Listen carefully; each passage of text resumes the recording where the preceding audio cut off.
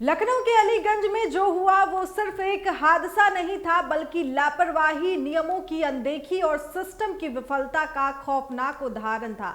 इस अग्निकांड में 15 लोगों की जान चली गई। अब जांच रिपोर्ट सामने आई है और उसके खुलासे हैरान करने वाले हैं। जांच में पता चला कि जिस इमारत में आग लगी उसका नक्शा रहने के लिए मंजूर कराया गया था, लेकिन असलियत में यहां व्यावसायिक गतिविधियां चल रही थी। यानी जिस भवन को लोगों के रहने के लिए बनाया गया था उसे कारोबार के लिए इस्तेमाल किया जा रहा था।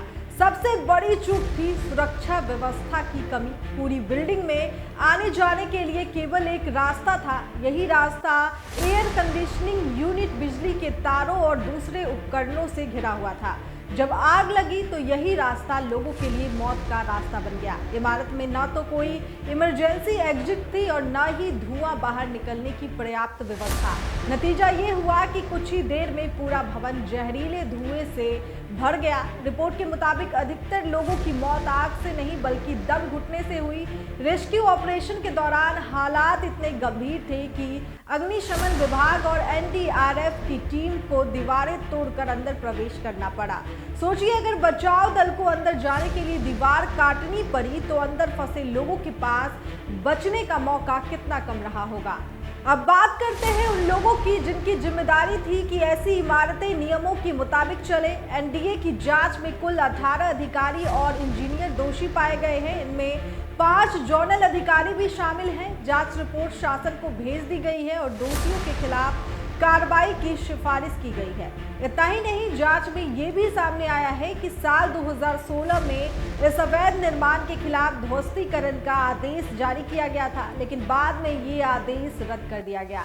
सवाल ये है कि अगर उस समय नियमों के मुताबिक कार्रवाई होती तो क्या आज 15 लोगों की जान बच सकती थी। यही वजह है कि अब ये मामला सिर्फ आग लगने का नहीं बल्कि जवाबदेही का बन गया है। अब बड़ा सवाल ये उठता है, आखिर एक रिहायशी इलाके में कमर्शियल गतिविधियां वर्षों तक कैसे चलती रही?